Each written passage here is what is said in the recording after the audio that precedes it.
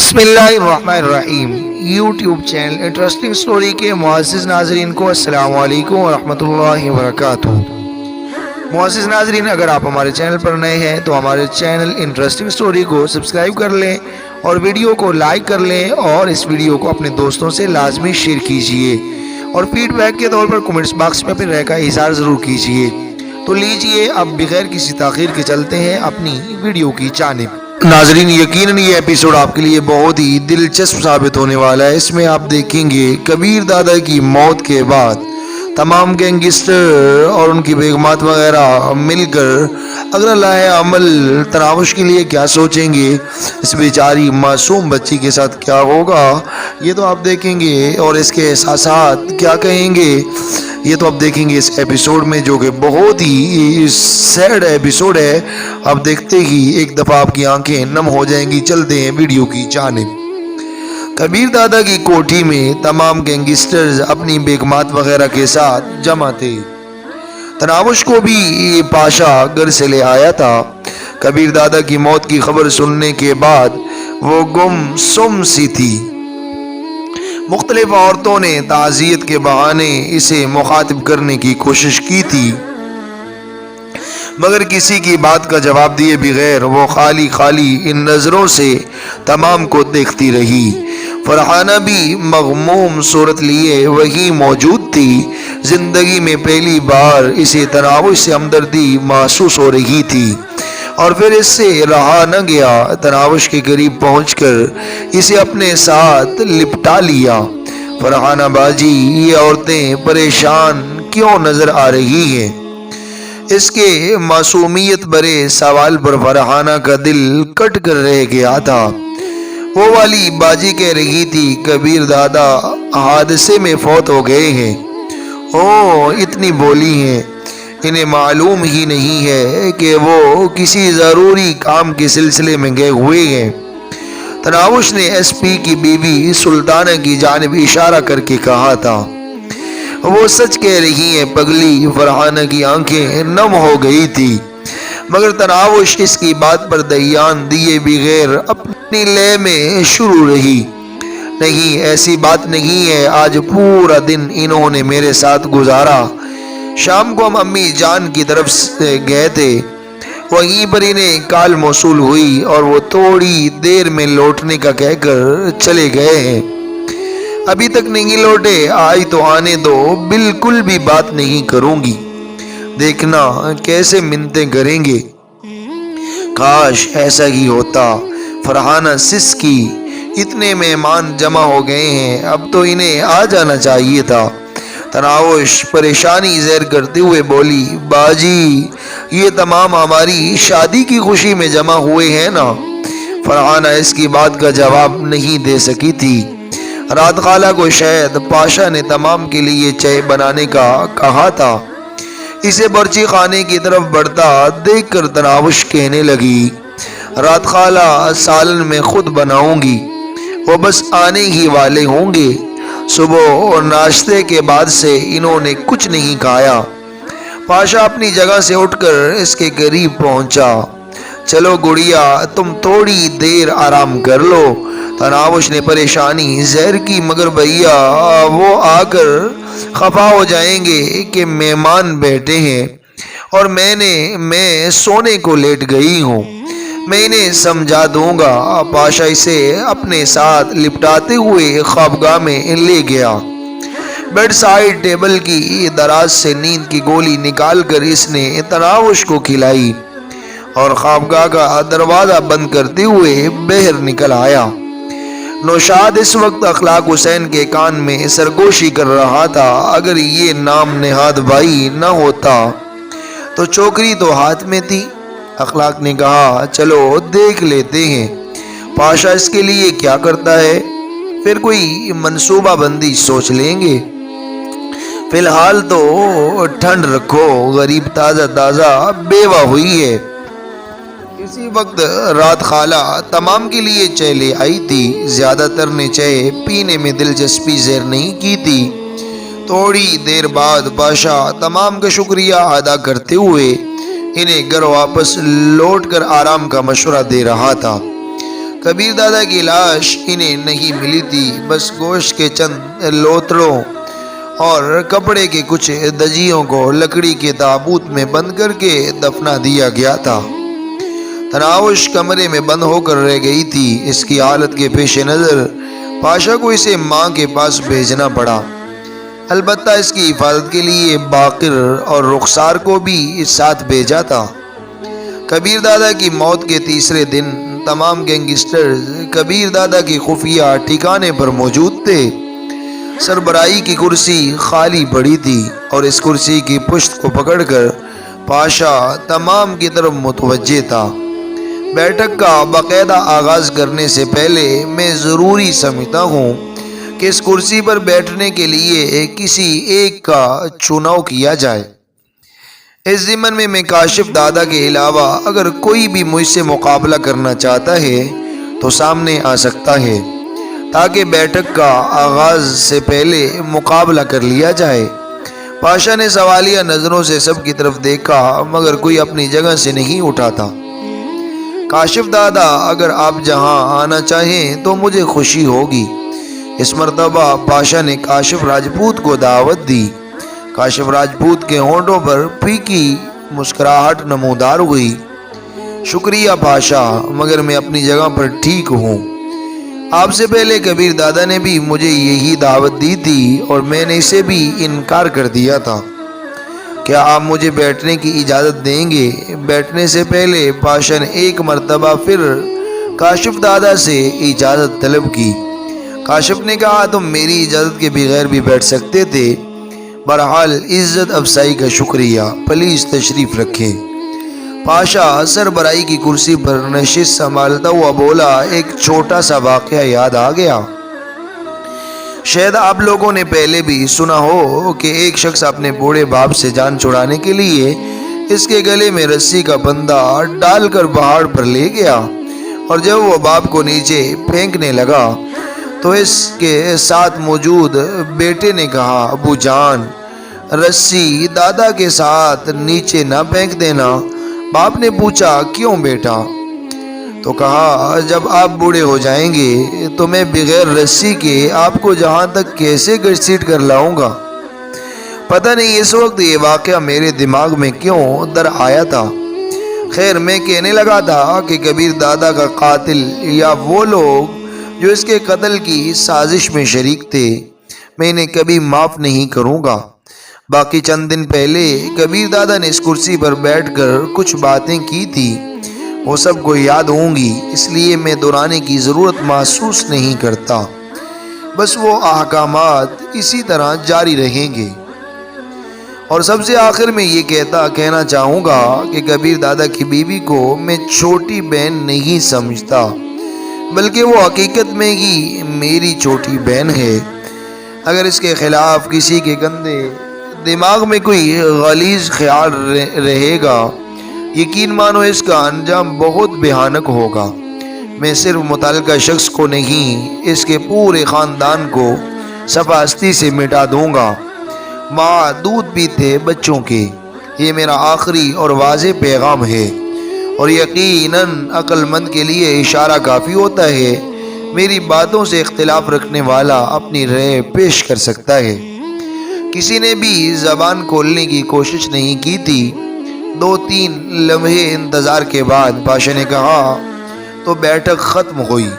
سارے ایک ایک کر کے وہاں سے رخصت ہونے لگے، صرف کاشف راجپوت وہیں بیٹھا رہا۔ تمام کے بیر جاتے ہی وہ پاشا کو مخاطب ہوا، پاشا، تم نے اچھا نہیں کیا۔ صحیح کہہ رہے ہو دادا، کبیر دادا کو وداع کرنا اتنا بھی آسان نہیں تھا، لیکن کیا کرتا، میں مجبور ہو گیا تھا، میرے پاس چناؤ کا اختیار ہی نہیں رہا تھا۔ کاشف نے تشویش بھرے لہجے میں کہا، جانتے ہو اب تم کتنے کمزور ہو گئے ہو۔ آپ کی موجودگی کے سہارے نے مجھے حوصلہ دیا، اور نہ میں اتنی ہمت نہ کر پاتا۔ کاشف راجپوت چند لمحے اسے گورتا رہا اور پھر اپنی جگہ سے اٹھتے ہوئے بولا، ہوشیار رہنا، کچھ لوگوں کو تم بہت زیادہ کٹک رہے ہو۔ یہ کہتے ہی وہ چل پڑا۔ اس نے پاشا کا جواب سننے کی ضرورت محسوس نہیں کی تھی۔ وہ دونوں بیٹھک کے اختتام پر اخلاق حسین کے ٹھکانے پر پہنچے تھے۔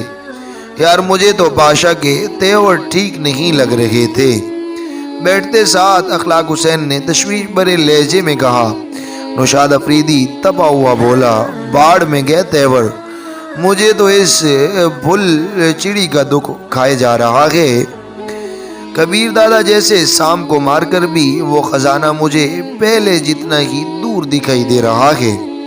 اخلاق حسین اسے تسلی دیتا ہوا بولا، ہمیں انتظار کرنا پڑے گا، فی الحال وہ جذباتی ہو رہا ہے، تازہ تازہ اپنے استاد کو موت کے گھاٹ اتارا ہے، حرامی نے، اسے سنبھلنے میں تھوڑا وقت تو لگے گا، آہستہ آہستہ بھول جائے گا اس حادثے کو بھی اور اپنی منہ بولی بہن کو بھی، تب کچھ کریں گے۔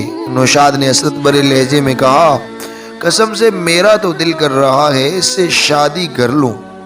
بکواس نہ کرو، میں بھی اس حسینہ کا امیدوار ہوں۔ اخلاق حسین اسے ڈانٹے بنا نہیں رہ پایا تھا۔ نوشاد نے منہ بناتے ہوئے کہا، اچھا چھوڑو یار، یوں ہی دماغ خراب کر دیا ہے فاشا نے، جتنی بھی کوششیں کی ہیں اتنا ہی قابو سے بہر ہوتی گئی ہے، پتہ نہیں اس خبیث کبیر دادا سے پہلے اس پر میری نظر کیوں نہیں پڑی تھی۔ ٹھیک کہا خان صاحب، فی الحال اس کے خیال کو چھوڑنا ہی پڑے گا، پاشا کی دھمکی نظر انداز کر دینے کے قابل نہیں ہے۔ اخلاق حسین نے اس کی تائید میں سر ہلا دیا۔ تو اب تمہارا کیا ارادہ ہے؟ پاشا اس وقت تناوش کے گھر میں ماں بیٹی کے ساتھ ہی بیٹھا تھا۔ رخسار اور کبیر بھی وہاں قریب ہی موجود تھے۔ تناوش نے کہا، ہم کراچی سے کہیں اور منتقل ہونا چاہتے ہیں بھیا، آپ بس ہمارے گھر کا سودا کروا دیں اور کسی دوسرے شہر میں سر چھپانے کا کوئی ٹھکانہ ڈھونڈ دیں۔ حیرت انگیز طور پر اس نے خود کو سنبھال لیا تھا۔ وہ اسے تسلی دیتا ہوا بولا، چند لاکھ کے گھر کی فکر کیوں کرتی ہو؟ تمہیں کبیر دادا کے تڑکے میں چھوڑے ہوئے کروڑوں روپے ملنے والے ہیں، ایک پائی بھی نہیں لوں گی بھائیا، بلکہ کبیر نے جو کچھ میرے لیے خریدا تھا وہ بھی یہیں چھوڑ جاؤں گی، سوائے چاندی کے چھلے کے۔ اس نے انگلی میں پہنے ہوئے چھلے کو ہونٹوں سے لگایا۔ مگر کیوں؟ پاشا حیران رہ گیا تھا۔ کیونکہ ہمیں حرام کا ایک پیسہ بھی نہیں چاہیے بیٹا۔ خاموش بیٹھی بشرا نے منہ کھولا۔ جیسا آپ چاہیں ماں جی۔ پاشا تناوش کی نسبت سے اسے ماں جی ہی کہنے لگا تھا۔ تناوش نے بے تابی سے پوچھا، تو کب تک ہو جائے گا؟ امید ہے پرسوں تک میں آپ دونوں کو بھجوا دوں گا۔ تناوش نے کہا، میں بے چینی سے منتظر ہوں۔ تناوش کی بے صبری پر پاشا مسکرا دیا تھا۔ گڑیا، صبر کا پھل میٹھا ہوتا ہے، جہاں اتنا برداشت کر لیا وہاں 2 دن اور سہی۔ تناوش نے دکھی لہجے میں امید ظاہر کی، بھیا شاید کبھی ایسا وقت آئے کہ آپ کو میری بے صبری کا ادراک ہو جائے۔ مجھ پر جو بیت رہی ہے اس سے میں یا میرا رب ہی واقف ہے۔ جانتا ہوں۔ پاشا نے اٹھ کر اس کے سر پر ہاتھ رکھا، مگر تم یہ نہیں جانتی کہ آپ لوگوں کے جانے کے بعد میں کتنا اکیلا اور تنہا رہ جاؤں گا۔ تناوش افسردگی سے مسکرائی، اس بارے ہم پہلے بات کر چکے ہیں۔ صحیح کہہ رہی ہو، کہہ کر پاشا نے بشرا کے سامنے سر جھکا دیا۔ بشرا نے اس کے سر پر شفقت بھرا ہاتھ پھیرتے ہوئے کہا، جیتے رہو بیٹا، اور پاشا وہاں سے باہر نکل گیا۔ رخسار اور باقر اس وقت دروازے پر کھڑے ایک دوسرے سے سرگوشیوں میں باتیں کر رہے تھے۔ باقر نے کہا، مجھے 100% یقین ہے کہ کبیر دادا کے قتل میں پاشا دادا کا ہاتھ ہے، نہ جانے باجی کی سمجھ میں یہ بات کیوں نہیں آ رہی۔ رخسار اسے سمجھاتے ہوئے بولا، یار چھوٹی سی لڑکی ہی ہے تو ہے، اسے ان چال بازیوں کا کیا پتا، اور ویسے اسے معلوم ہو بھی جائے تو کیا کر لے گی۔ باقر نے کہا، کم سے کم پاشا کے چہرے پر موجود نقاب تو ہٹ جائے گا۔ کتنے خلوص اور معصومیت سے وہ اسے بھائی کا درجہ دیے ہوئے ہیں، بیچاری کو اس منافقانہ رشتے سے تو نجات ملے گی۔ رخسار نے مشورہ دیا، چھوڑو یار، پہلے ہی غریب کا بھائی قتل ہو گیا تھا، اس نے پاشا سے دل بلایا ہوا ہے، رہنے دو یہ رشتہ اس کے پاس۔ باقر نے کہا میں اسے اشارے کنائے میں 2-3 دفعہ اس طرف متوجہ کر چکا ہوں، مگر اتنی بولی ہے اس کی کچھ سمجھ میں ہی نہیں آ رہا۔ تم نے ضرور مرنا ہے بے وقوف، رخسار نے اسے ڈانٹا، آئندہ ایسی کوشش نہ کرنا۔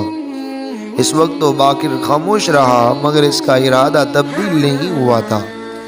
رات کو اسے تناوش سے بات کرنے کا موقع مل گیا تھا۔ ان دونوں میں سے آدھی رات تک ایک آدمی جاگ کر دروازے پر موجود رہتا، جبکہ دوسرا سین میں چارپائی بچھا کر لیٹ جاتا۔ تناوش اور اس کی ماں کمرے ہی میں سوتی تھی۔ رات کے وقت تناوش عموماً سین میں نکل کر گھومنا شروع کر دیتی تھی۔ اس وقت بھی تناوش بے چین ہو کر کمرے سے باہر نکلی اور سین میں چکرانے لگی۔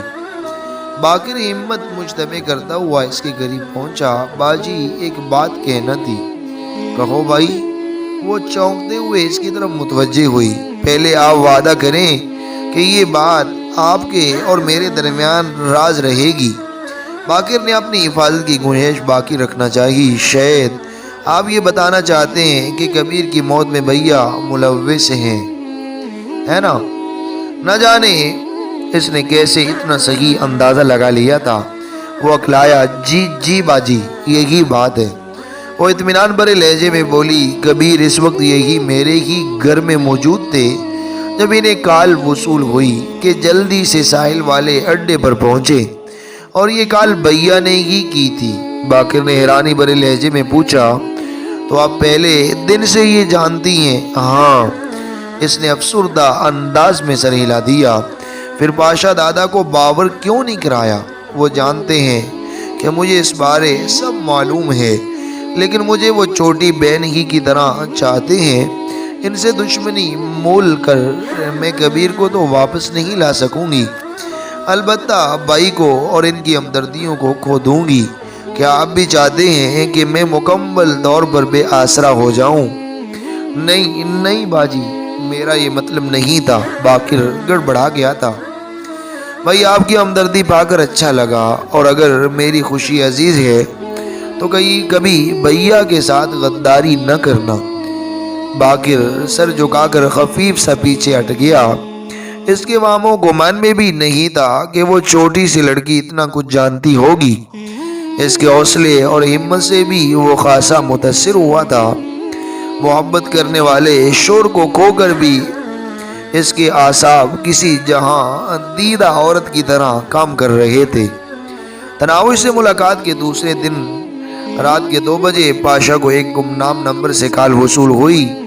اس کے ہیلو کہتے ہی دوسری جانب سے ایک شناسا آواز ابھری، میں 3 بجے تک پہنچ جاؤں گا، میں منتظر ہوں۔ رابطہ منقطع کر کے وہ صورت کے ساتھ کمرے سے باہر نکلا۔ تھوڑی دیر بعد وہ اپنی کار میں تناوش کے گھر کی طرف روانہ تھا۔ تناوش کے گھر کے سامنے کار رکتے ہی باقر نے دروازہ کھول کر باہر جھانکا۔ آٹومیٹک رائفل اس نے تیاری حالت میں پکڑی ہوئی تھی، مگر کار سے پاشا کو اترتا دیکھ کر اس کے تنے ہوئے اعصاب ڈھیلے پڑ گئے تھے۔ رخسار کو اٹھاؤ اور دونوں واپس کوٹھی پر پہنچو، پاشا نے اندر گھستے ہی اسے حکم دیا۔ جی دادا کہہ کر وہ سوئے ہوئے رخسار کی طرف بڑھ گیا۔ تناوش بھی ان کی آواز سن کر کمرے سے نکل آئی تھی۔ بھیا، اس نے سوالیہ انداز میں پکارا۔ ہاں گڑیا، میں ہوں۔ امی جی کو بھی جگا دو، آپ لوگ ابھی جہاں سے روانہ ہوں گے۔ جی بھیا، تناوش کے لہجے میں شامل خوشی باقر اور رخسار کو حیران کر گئی تھی، مگر وہ زیادہ سوچنے کی زحمت کیے بغیر گھر سے باہر نکل گئے۔ گلی سے نکلتے ہی انہیں خالی رکشہ مل گیا تھا۔ ان دونوں کے غائب ہوتے ہی پاشا ماں بیٹی کا ہاتھ بٹانے کے لیے کمرے میں داخل ہوا، مگر وہ پہلے سے سارا سامان سمیٹ چکی تھی۔ یقیناً یہ کام وہ سرے شام ہی سر انجام دے چکی تھی۔ کتنی دیر ہے بھیا؟ تناوش نے بے صبری سے پوچھا۔ 3 بجے تک تمہیں لینے گاڑی پہنچ جائے گی۔ تناوش نے ہاتھ میں پکڑے موبائل کی سکرین روشن کرتے ہوئے وقت دیکھا۔ 3 بجنے میں چند منٹ ہی رہتے تھے، اور پھر اس کی سماعتوں نے گلی میں گاڑی کے رکنے کی آواز سنی۔ وہ بے صبری سے دروازے کی طرف بھاگی۔ پاشا اور بشرا اس کی حالت دیکھ کر ہنس پڑے تھے۔ دروازے پر پہنچ کر وہ رکی۔ اس وقت دروازے کو دھکیلتا ہوا شلوار قمیض میں ملبوس ایک لمبا تڑنگا شخص اندر داخل ہوا۔ ناظرین، یہ ناول ابھی تک جاری ہے۔ اب آپ دیکھیں گے نیکسٹ ایپیسوڈ میں کہ یہ لمبا تڑنگا شخص کون ہے۔ کبیر تو قتل ہو چکا تھا جیسے آپ دیکھ چکے ہیں، تو پھر یہ شخص کون ہے جس کی طرف تناوش بھاگی ہے؟ یہ تناوش کو اس وقت کیوں ملنے آیا؟ اور گارڈوں کو جو محافظ تھے ان کو بھی پاشا نے بھیج دیا۔ اب یہ پاشا کیا کھیل شروع کرنا چاہتا ہے؟ آیا کبیر دادا قتل ہو گیا تھا یا نہیں؟ آیا یہ کبیر دادا ہی تو نہیں ہے جو اس وقت تناوش کو لینے کے لیے آیا؟ یہ کون ہے یہ شخص؟ آگے یہ کہانی کیسے چلے گی یہ تو آپ کو نیکسٹ ایپیسوڈ میں پتہ چلنے والا ہے، اور انشاءاللہ اس کے بعد 2 ایپیسوڈ باقی ہیں، وہ میں ابھی ہی اپلوڈ کروں گا۔ آپ لوگوں نے میرے ساتھ رہنا ہے۔ آج دن میں مصروفیت کی وجہ سے، وقت پر ویڈیو اپلوڈ نہ کرنے کی وجہ سے آپ سے معذرت خواہ ہوں، اور پلیز آپ سے معذرت کرتا ہوں، اور ہمارے ساتھ رہیے گا۔ اگر آپ نیو ہیں تو چینل کو سبسکرائب کر لیجئے، ویڈیو کو لائک اور شیئر کیجئے، کمنٹس باکس میں اپنی رائے کا اظہار ضرور کیجئے۔ آپ کا اپنا انٹرسٹنگ سٹوری۔ جزاکم اللہ خیر۔